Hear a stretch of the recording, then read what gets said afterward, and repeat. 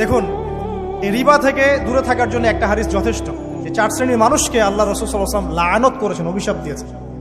ইনশাআল্লাহ আজকের লেকচার যাদের কানে যাবে, আমরা যদি না খেয়েও মরে যাই, আল্লাহ পাক না খেয়ে মারবেন না ইনশাআল্লাহ। রিজিক আছে, খাবো ইনশাআল্লাহ। কিন্তু হয়তো বা অভাব হবে, টাকা পয়সা একটু কম হতে পারে, অন্যের 10 তলা ফ্ল্যাট হবে, আমার হবে না, ঠিক আছে, অন্যের এত বিঘা বিঘা জমি আমার হয়তো হবে না। কিন্তু ইনশাআল্লাহ তাআলা এই যে দুনিয়ার মুসাফিরের জীবনটা, এটা মুসাফিরের জীবন না? মুসাফিরের জীবনটা কেটেই যাবে ইনশাআল্লাহ। কাটবে না? যে কোনো ভাবে কেটে তো যাবেই ইনশাআল্লাহ। এই যে পরকালের জীবনটা একটা চেতনার শক্তি, জানেন? দুনিয়াতে যত বাধা বিপত্তি আসুক, গাল মন্দ খান, গীবত তহমত খান, কষ্ট হোক, নির্যাতন হোক, একটা বিষয় মনের মধ্যে শান্তি দেয়। কি শান্তি? যে এই দুনিয়ার জীবনটা তো আর চিরস্থায়ী নয়, এটা তো আর সারা জীবন থাকবে না।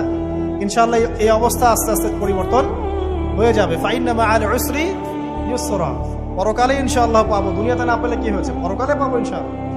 যুবক ভাই, এসব জেনা ছেড়ে দেন, আল্লাহ রাব্বুল আলামিন আপনার জন্য হুর রেখেছেন জান্নাত, ইনশাআল্লাহ পাবেন ইনশাআল্লাহ।